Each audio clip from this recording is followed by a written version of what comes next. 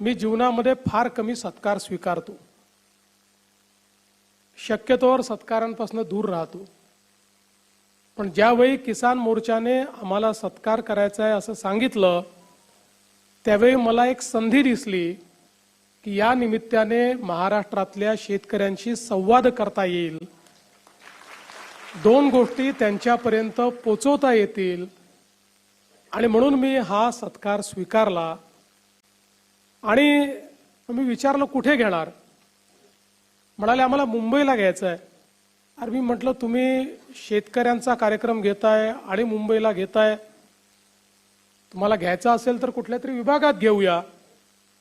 पण आमचे अध्यक्ष आणि संजय कुटेजी यांनी मला असं सांगितलं की महाराष्ट्राच्या राजधानीमध्ये येऊन आमच्या शेतकऱ्यांना प्रातिनिधिक स्वरूपात का होईना पण हा सत्कार मुंबईमध्येच करायचा आहे।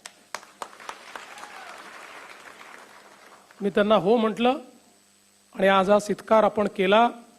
मी अतिशय विनम्रपणे हा सत्कार माझ्या वतीनं, ज्यांनी मला या संपूर्ण कार्यात मदत केली ते माझे दोन्ही उपमुख्यमंत्री माननीय एकनाथराव शिंदेजी, सुनेत्राताई पवार, आमचे कृषी मंत्री आणि संपूर्ण मंत्रिमंडळाच्या वतीनं आपला हा सत्कार मी या ठिकाणी स्वीकारतोय। आणि या सर्व शेतकरी बंधू भगिनींचे मी अतिशय मनापासून आभार मानतो। खरं तर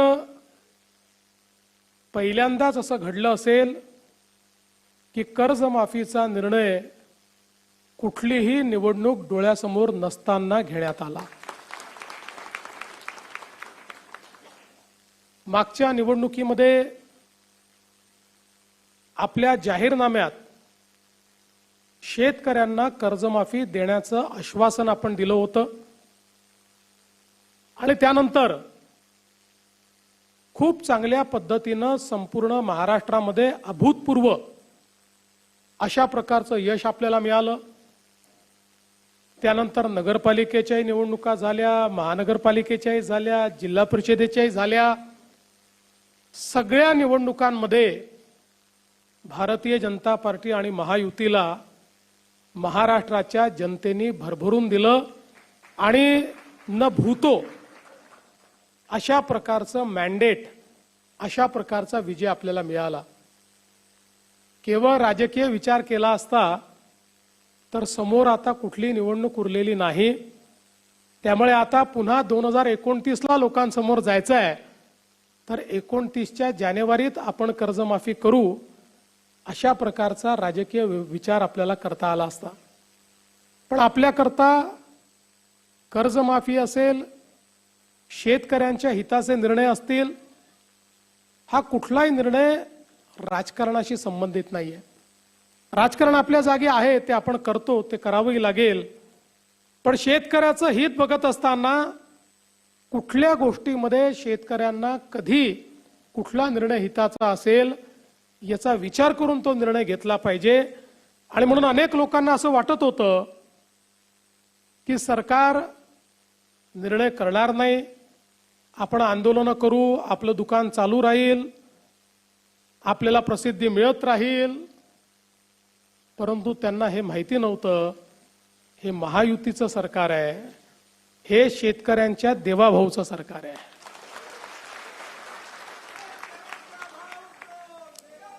आणि म्हणून आपण कर्जमाफीचा निर्णय घेतला।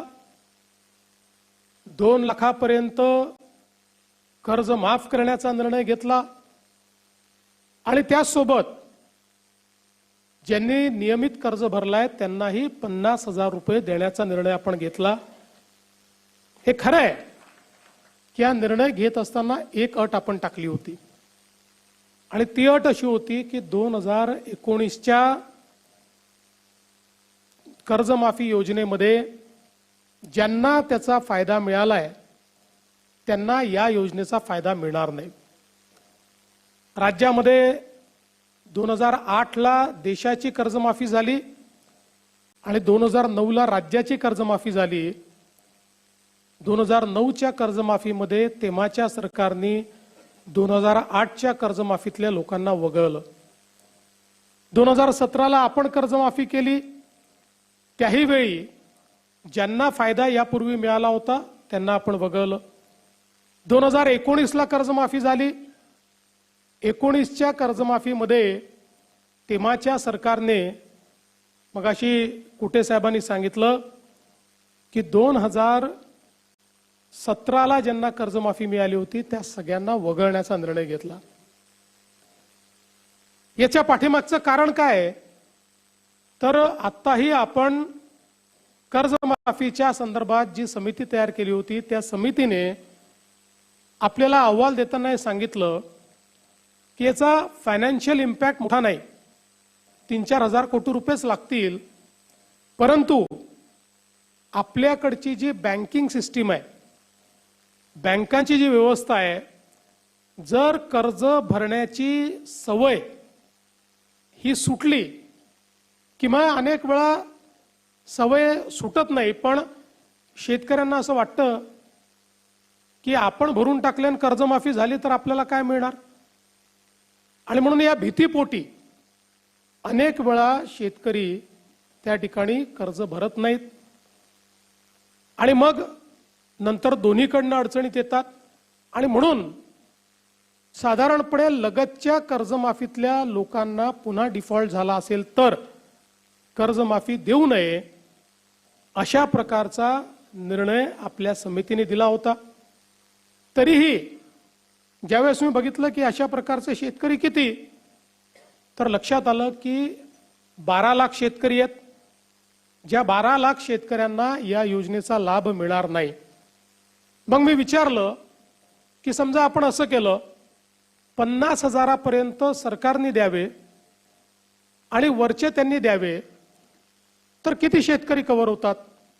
होतात तर 12 लाख. पण त्यातले 6 लाख शेतकरी असे होते की ज्यांना 10-12 हजार रुपये भरले तरीही 50 हजाराचा फायदा त्या ठिकाणी मिळत होता. आणि म्हणून दोन्ही गोष्टी त्यात होत होत्या. शेतकऱ्याला फायदाही मिळत होता आणि पुन्हा जो काही रिपोर्टमध्ये म्हटलं होतं की कर्ज भरण्याची प्रवृत्ती कमी होऊ नये या दृष्टीनं तुम्ही कारवाई करा, ती कारवाई देखील आपल्याला करता येत होती. आणि म्हणून त्या रिपोर्टच्या पलीकडे जाऊन आपण हा विचार केला की 50 हजारापर्यंत आपण द्यावं आणि 1 लाखापर्यंत गेलं तर जवळपास या 12 लाखातले 9 लाख शेतकरी हे 10-12 हजार रुपये भरून त्या ठिकाणी पात्र होत होते. आणि म्हणून या दृष्टीने हा निर्णय घेतला होता. दुसरा निर्णय हा आपण चालू कर्ज आपल्या नागरिकांनी किंवा शेतकऱ्यांनी भरावं याकरता त्याची एक अट आपण लावली होती. आणि म्हणून अशा पद्धतीनं ही कर्जमाफी केल्यानंतर ज्यावेळी आमच्या रणधीरभाऊ सावरकरांसोबत आमचे महायुतीचे 3ही पक्षाचे सगळे आमदार, जवळपास 25-30 आमदार माझ्याकडे आले. आणि माझी सवय आहे, मी सत्य नेहमी सांगतो, कारण आर्थिक शिस्तही असली पाहिजे. आणि म्हणून मी त्यांना समजावून सांगितलं की मला पैसे जास्त लागणार नाही, 4 हजार कोटी लागणार आहेत. 36 हजार कोटी दिले आहेत तर 40 हजार द्यावे लागतील. पण आर्थिक शिस्त देखील आपल्याला लावली पाहिजे, कारण भविष्यात आपल्या जिल्हा बँका जर वाचवायच्या असतील तर कर्ज भरण्याची प्रवृत्ती वाढली पाहिजे, या दृष्टीने घेतलेला हा निर्णय आहे. पण आलेल्या सगळ्या आमदारांनी मला त्या ठिकाणी सांगितलं की तुमचं आर्थिकदृष्ट्या किती बरोबर असेल तरी देखील हे जे शेतकरी बाहेर राहत आहेत